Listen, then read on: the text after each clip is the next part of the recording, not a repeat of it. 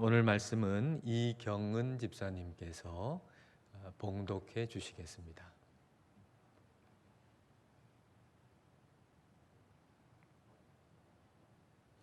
오늘 우리에게 주시는 하나님의 말씀은 누가복음 11장 5절에서 13절 말씀입니다. 하나님의 말씀을 경청하십시오. 또 이르시되 너희 중에 누가 벗이 있는데 밤중에 그에게 가서 말하기를 벗이여 떡 세 덩이를 내게 구워달라.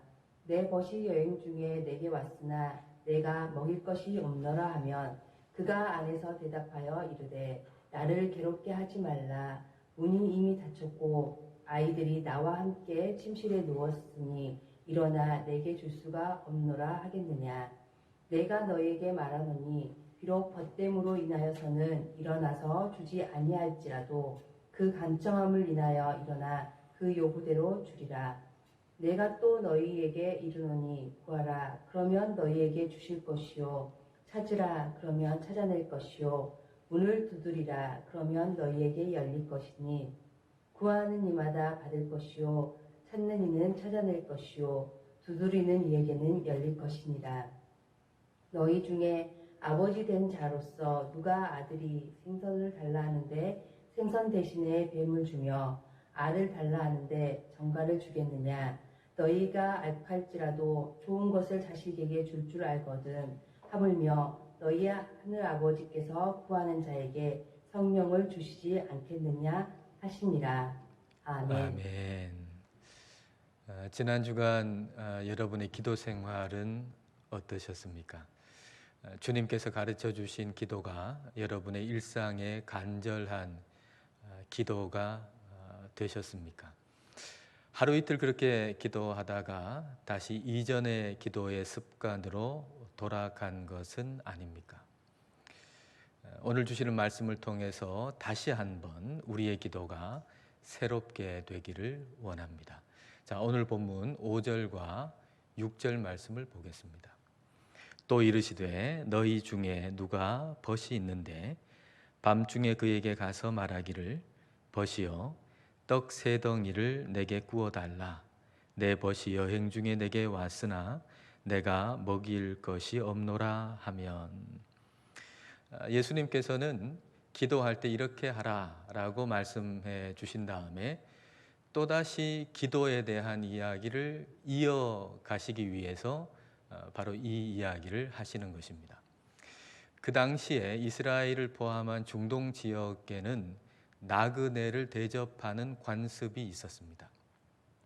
나그네를 환대하고 그리고 먹을 것을 제공하는 것이 선택이 아니라 필수인, 반드시 그렇게 해야만 하는 그런 관습이 있었습니다. 그러니까 나그네가 왔음에도 불구하고 그를 환대하지 아니하면 그것은 그 동네 사람들에게 저 사람은 기본도 안 된 사람이라고 손가락질을 받을 수밖에 없는 그런 문화였습니다. 그런 동네에 한 사람이 살고 있었죠. 그 사람한테 밤 늦게 친구가 찾아왔습니다. 여행 중인 친구, 나그네죠. 근데 이 나그네를 집으로 맞아들였는데 보니까 먹을 게 없어요. 이 친구한테 내어놓을 음식이 없는 겁니다. 그래서 그 동네에 있는 친구를 찾아가죠. 그리고 그 친구한테 이제 이야기를 하는 겁니다. 바깥에서 여보게 지금 이 시간에 나한테 친구가 찾아왔는데 내 친구한테 그 나그네에게 먹일 것이 없다네. 그래서 떡 세 덩이만 구워주게. 이렇게 이야기를 한 겁니다. 그랬더니 이제 그 집안에서 어떤 반응이 있었을까요? 자, 7절 말씀을 보겠습니다. 그가 안에서 대답하여 이르되 나를 괴롭게 하지 말라. 문이 이미 닫혔고 아이들이 나와 함께 침실에 누웠으니 일어나 내게 줄 수가 없노라 하겠느냐.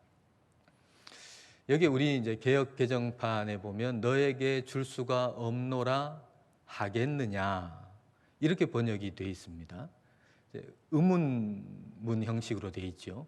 너에게 줄 수 없노라 하겠느냐. 그러면 이게 어떤 의미로 받아들여집니까? 너에게 줄 수가 없노라 라고 말할 수가 있겠느냐? 그럴 수가 없다. 그렇게 말할 수는 없다. 라는 의미로 우리는 이해하게 되죠. 그런데 개역개정이 아닌 다른 번역들을 보면 평서문으로 번역이 되어 있어요. 지금 너무 늦었으니까 너에게 이걸 네가 요청하는 것을 줄 수 없노라 라고 말할 것이다 라고 번역이 되어 있습니다. 둘 다 가능합니다. 근데 어떻게 번역하느냐, 어떤 것을 7절을 어떻게 받아들이느냐라고 하는 데 따라서 8절의 의미가 조금 달라질 수가 있습니다. 자, 8절을 여러분 보십시오. 내가 너희에게 말하노니 비록 벗됨으로 인하여서는 일어나서 주지 아니할지라도 그 간청함을 인하여 일어나 그 요구대로 주리라. 7절을 평서문으로 읽으면 8절의 의미는 이렇습니다. 왜 이렇게 밤늦게 와가지고 나를 귀찮게 하냐? 네가 요청하는 것을 내가 줄 수가 없다. 이렇게 말을 한 거죠. 그래도 이 사람은 끝까지 포기하지 않고 계속 간청합니다. 나그네한테, 내 친구한테 줄 떡 3덩이를 달라고 계속해서 간청하는 겁니다. 그러니까 그 친구가 어쩔 수 없이 이제 떡 3덩이를 구워주는 거예요. 그러니까 그것은 벗됨으로 인해서 친구이기 때문이 아니고 이 사람이 너무나도 끈질기게 간청을 하니까 들어주게 된 거죠. 이렇게 보면 8절의 의미는 끈질기게 구하라라는 의미가 됩니다. 기도에 대한 거니까 이렇게 의미를 보면 8절의 의미는 예수님께서 너희 기도할 때 끈질기게 기도해라 라고 하는 의미가 됩니다. 그런데 7절의 말씀을 의문문으로 우리가 읽는다 그러면 8절의 의미는 이런 의미가 되는 거죠. 왜 밤늦게 와가지고 날 귀찮게 하냐? 네가 요구하는 거 나 들어줄 수 없다라고 하겠느냐? 그럴 수 없다는 얘기죠. 그 이유는 뭐겠습니까? 만약 그렇게 한다면 이 사람이 요청하는 거 떡 3덩이, 나그네를 위한 떡 3덩이를 달라고 하는데 그걸 요청을 거부하면 이제 아침이 밝아서 동네 사람들이 다 알게 되면 이거는 굉장히 수치스러운 일이에요. 너는 기본도 안 된 사람이다라고 손가락질 받을 수밖에 없는 일이죠. 부끄러움을 당할 수밖에 없는 일이에요. 그래서 부끄러움을 당하지 않기 위해서라도 이 사람이 친구이기 때문이 아니고 내가 부끄러움을 당하지 않기 위해서라도 그가 요청한 떡 3덩이를 꿔줄 수밖에 없다라고 하는 얘기가 되는 겁니다. 8절 말씀에 간청함이라고 번역된 이 단어의 헬라어의 이 기본적인 뜻이 부끄러움 없음이라는 뜻이거든요. 부끄러움 없음. 그러니까 이 사람은 부끄러움이 없는 걸 지금 요청하고 있는 겁니다. 부끄러움이 없다라고 하는 건 뻔뻔하다는 얘기가 아니에요. 말 그대로 부끄러움이 없는 거예요. 모든 동네 사람들이 인정하는 거예요. 나그네가 찾아와서 나그네를 위해서 먹을 걸 제공하기 위해서 지금 뭔가 친구를 찾아가서 먹을 걸 구한다라고 하는 것은 동네 사람들이 다 옳은 일이라고 인정하는 일이에요. 부끄러움이 없는 일이에요. 오히려 그걸 요청할 때 그 요청을 받아주지 아니하면 늦은 시간이니까 돌아가라고 그렇게 요청을 받아들여지지 아니하면 그 사람이 오히려 부끄러움을 당하는 일이에요. 그러니까 이렇게 보면 8절의 의미는 예수님이 이렇게 얘기하시는 거죠. 부끄러움이 없는 것을 구해라. 부끄럽지 않은 것을 기도해라 라는 의미가 되는 겁니다. 자, 이거 두 가지를 한번 종합해 볼까요? 이 사람이 그 늦은 시간임에도 불구하고 늦은 밤에 친구를 찾아가서 어떻게 그렇게 끈질기고 당당하게 떡 3덩이 구워달라고 요청할 수 있었을까요? 그것은 부끄럽지 않은 일이었기 때문입니다.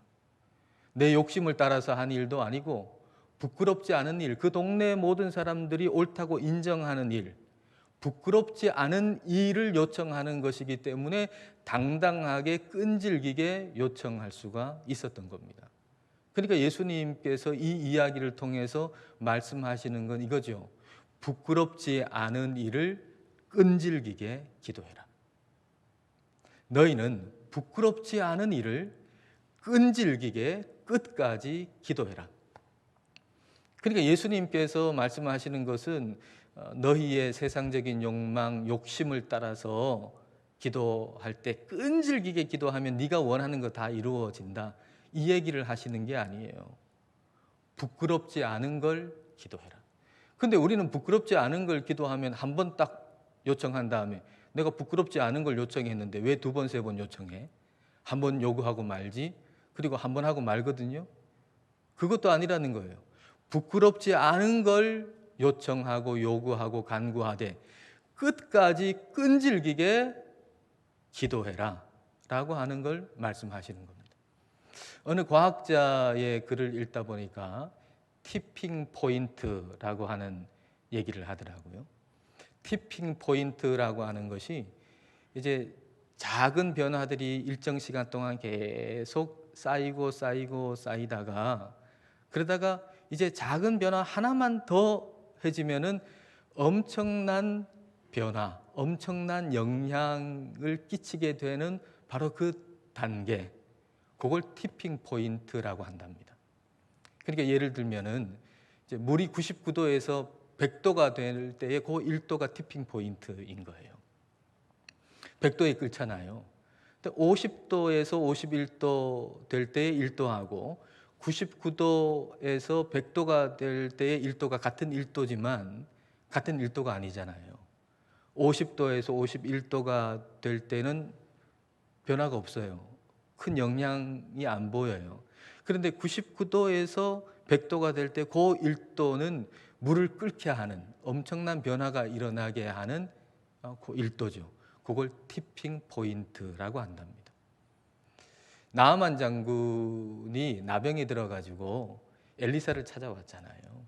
엘리사가 요단강에 가가지고 7번 씻어라. 그러면 나을 것이다. 그렇게 말해줬잖아요. 근데 만약에 이 나아만이 요단강에 가가지고 한 번 몸을 씻고 나오면 7분의 1만큼 몸이 깨끗해지고 두 번 몸을 씻고 나오면 7분의 2만큼 몸이 깨끗해지면 7번 요단강에서 씻는 것 그거 어렵지 않을 겁니다. 근데 5번 씻어도 6번 씻어도 아무런 변화가 없어요. 아무런 변화가. 7번째 요단강 물에 들어가서 씻고 나올 때 어린아이 살같이 깨끗하게 된 것입니다. 이게 7번째, 나아만에게는 7번째 요단강에서 씻고 나오는 것이 그게 나아만에게는 티핑 포인트였던 거죠. 5번 씻어보고 6번 씻어보고 안 된다 그래가지고 아무 소용없네 해도 안 되네. 그렇게 하고 그만두면 그동안 쌓아뒀던 했던 모든 행위들이 다 의미가 없어지는 겁니다. 티핑 포인트까지 가야 그래야 뭔가 놀라운 일이 일어나는 거예요. 여러분 우리의 기도도 마찬가지입니다. 우리의 기도도 티핑 포인트가 있어요. 우리의 기도도 티핑 포인트까지 가야 돼요. 근데 티핑 포인트가 언제인지 우리는 몰라요. 그래서 우리는 끈질기게 기도해야 되는 거예요. 포기하지 않고 기도해야 되는 거예요. 뭐를요? 부끄럽지 않은 것을. 내가 내 인간적인 욕망과 욕심으로 구하고 기도하는 것은 조금만 정신 차리고 보면 부끄러워집니다. 내가 뭐 그런 것을 구했을까? 내 욕심을 따라서. 내 욕심을 따라서 그런 걸 내가 기도했을까? 조금만 시간 지나고 조금만 정신 차려보면 내 욕망과 욕심으로 구한 건 다 부끄러운 것임을 알게 돼요. 부끄럽지 않은 걸 구해야 돼요. 부끄럽지 않은 게 뭡니까? 부끄럽지 않은 것은 우리 주님께서 기도하라고 가르쳐 주신 것, 이거야말로 부끄럽지 않은 거죠. 우리 주님께서 우리한테 이거 기도해라 라고 가르쳐 주셨는데 우리가 그걸 가지고 하나님께 기도했는데 하나님이 들어주시지 않는다면 하나님이 부끄러움을 당할 수밖에 없을 겁니다. 그래서 부끄럽지 않은 것으로 우리가 기도하면 반드시 하나님께서 그것을 응답해 주시는 겁니다. 그래서 9절 말씀을 우리는 이렇게 읽을 수가 있어요. 자, 9절 말씀 볼까요? 앞에 있는 내용을 가지고서 목적어를 넣는다면 이렇게 넣어서 읽을 수 있을 겁니다. 내가, 예수님이죠. 내가 또 너희에게 이르노니 내가 기도하라고 가르쳐 준 것을 구하라. 그러면 너희에게 주실 것이요. 내가 기도하라고 가르쳐 준 것을 찾으라.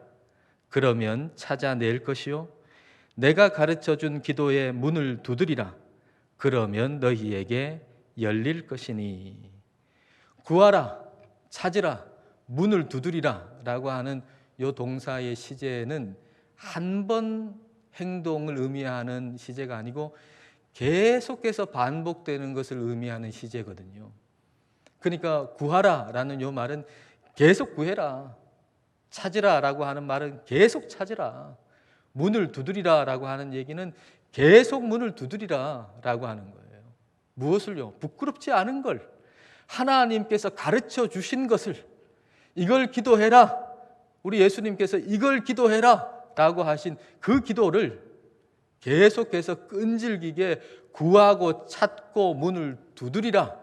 그러면 너희가 얻을 것이다, 찾아낼 것이다, 열릴 것이다 라고 말씀하는 거예요.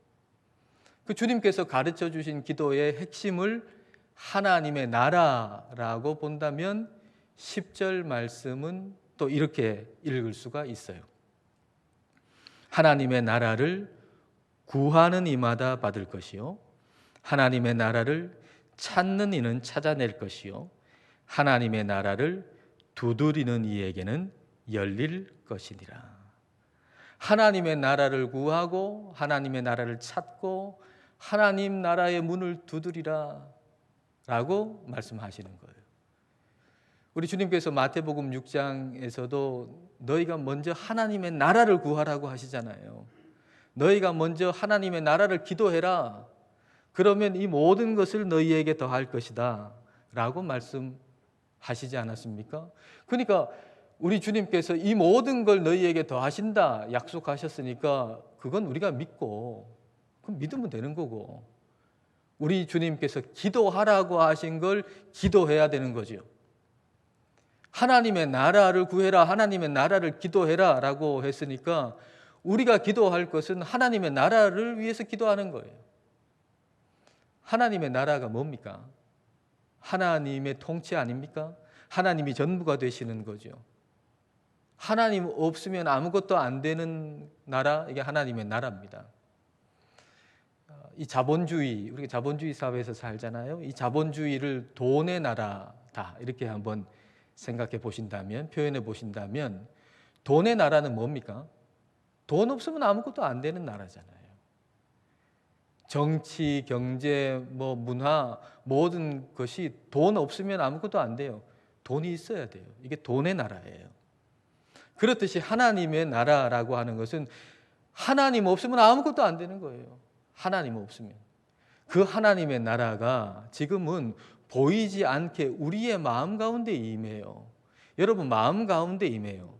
근데 하나님의 나라가 내 마음 가운데 임했는데 이 사회에는 별 크게 영향을 끼치지 않는 것 같아요. 별로 크게 변화가 되지 않는 것처럼 보여요. 여러분 하나님의 나라도 티핑 포인트가 있어요. 지금은 한 사람 한 사람에게 하나님 나라가 임하고 있는데 이게 이 사회, 이 나라에는 별 크게 영향을 끼치지 못하는 것처럼 보여요. 그러나 하나님의 나라가 한 사람에게 임하고 또 한 사람에게 임하고 한 민족에게 임하고 또 다른 민족에게 임하고 그렇게 한 사람 한 사람 한 민족 한 민족에게 임하다가 어느 한 민족에게 하나님 나라가 임하고 어느 한 사람에게 하나님 나라가 임할 때 그게 티핑 포인트가 돼서 우리 주님께서 이 땅에 오신다고요. 그러면 우리 주님께서 다시 이 땅에 오실 때에 이루어지는 하나님 나라는 실질적이고 구체적인 나라예요. 말 그대로 정치와 경제와 문화가 우리 하나님 없이는 하나도 이루어지지 않는 나라가 되는 거예요. 지금은 돈 없으면 안 되는 나라지만 하나님 나라가 이 땅에 이루어지면 그러면 그거는 말 그대로 실질적이고 구체적으로 하나님 없이는 정치도 안 돌아가고 하나님 없이는 경제도 안 돌아가고 하나님 없이는 아무런 문화도 존재할 수 없는 그런 나라가 임한단 말이에요. 그러므로 우리가 구해야 할 것이 무엇인가? 바로 이 하나님 나라를 위해서 우리는 기도해야 한다는 겁니다.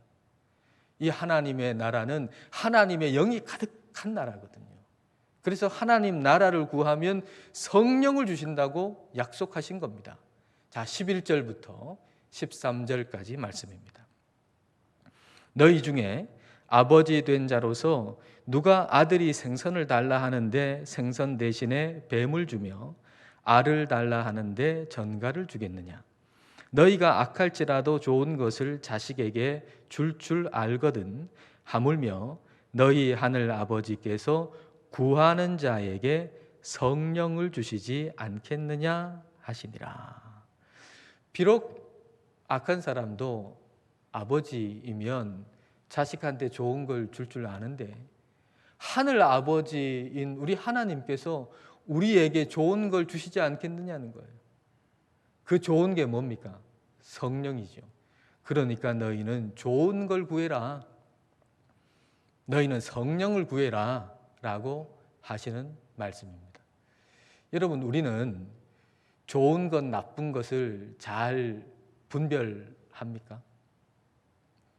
여러분은 좋은 것과 나쁜 것을 잘 분별하고 구분합니까? 선악을 알게 하는 나무의 열매를 먹기 전에 사람은 이걸 잘 분별했어요.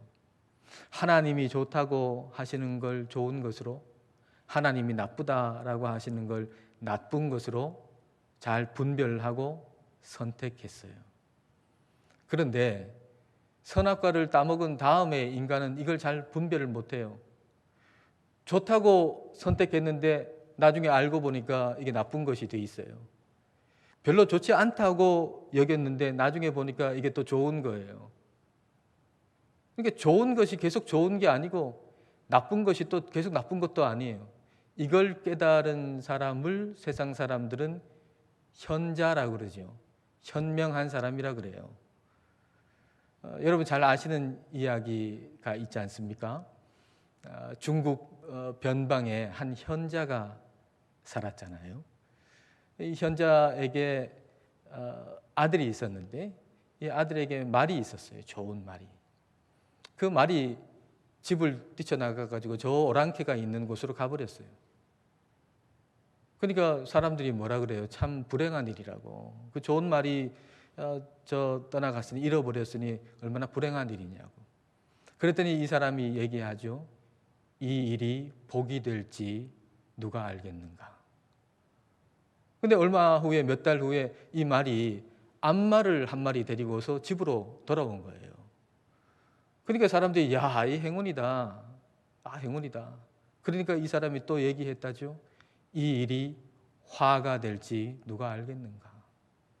그런데 얼마 후에 그 아들이 그 암말을 타다가 말에서 떨어져 가지고 다리를 다쳤잖아요. 아, 사람들이 참 불행이다, 안 됐다. 그럴 때에 또 이 사람이 또 말했다지요. 이 일이 복이 될지 누가 알겠는가. 근데 얼마 후에 오랑캐가 쳐들어와 가지고 전쟁이 일어나 가지고 그 동네의 건장한 청년들은 다 징집돼서 전쟁터에 가서 대부분 죽었는데 그 아들은 다리를 다쳐 가지고 아버지를 모시고 살았다라고 하는 그런 얘기 아닙니까? 여러분, 이 세상의 일들이라고 하는 게 다 이래요. 일시적인 거예요. 유한한 거예요. 그래서 지금 좋아 보이는데 영원히 좋은 건 없어요. 지금 나빠 보이는데 영원히 나쁜 것도 없어요. 병든 거, 시험에 떨어진 거, 내가 원한 것이 잘 안 된 거, 지금은 좋지 않은 것처럼 보이지만 그게 영원토록 좋지 않은 것이 아니에요. 그 일로 인해서 좋은 일이 생길 수 있습니다. 건강한 거, 시험에 합격한 거, 내가 원하는 것이 이루어진 거, 이거 지금은 좋아 보이지만 영원히 좋은 것도 아니에요. 그 일로 인해서 좋지 않은 일이 일어날 수 있어요. 이것만 깨달아도 세상 사람들은 그 사람을 현자라 그래요. 현명한 사람이라 그래요. 지혜로운 사람이라 그래요. 근데 저와 여러분은 현자가 아닙니다. 저와 여러분은 신자입니다.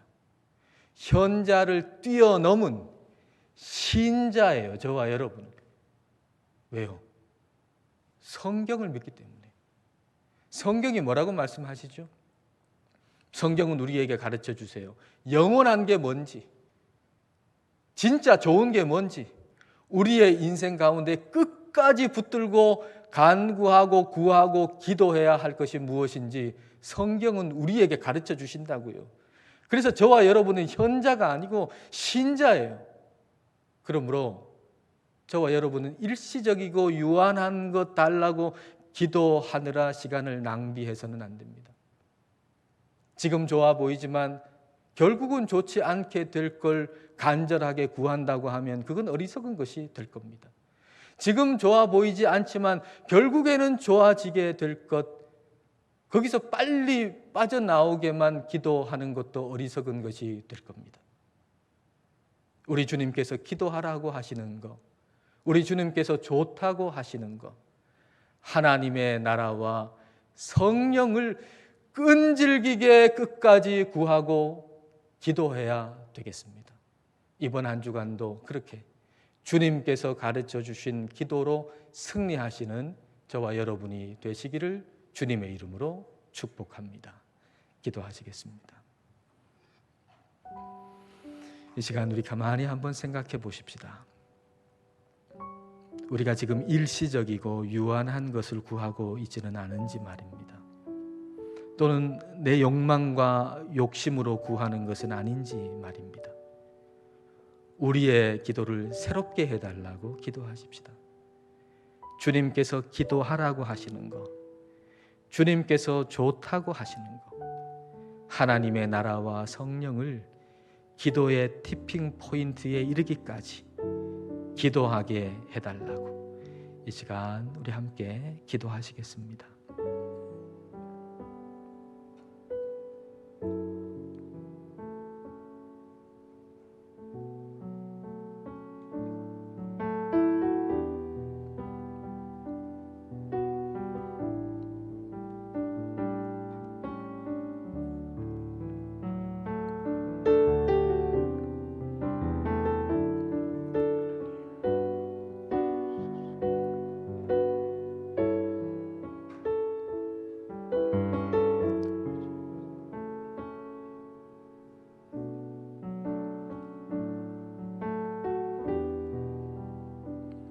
하늘에 계신 우리 아버지, 이 세상의 악한 아버지도 자녀에게는 좋은 것을 줄 아는데 하물며 하늘 아버지께서 구하는 자에게 성령을 주시지 않겠느냐는 말씀을 저희가 오늘 받았습니다.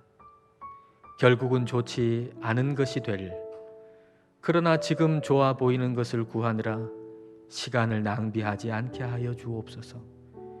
결국은 좋은 것이 될, 그러나 지금은 좋지 않게 보이는 것을 빨리 피하게 해달라고 구하느라 오늘을 살지 못하는 일이 없게 하옵소서.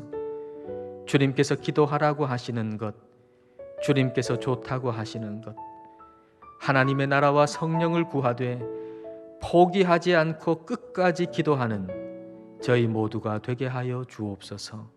예수님 이름으로 기도드립니다. 아멘.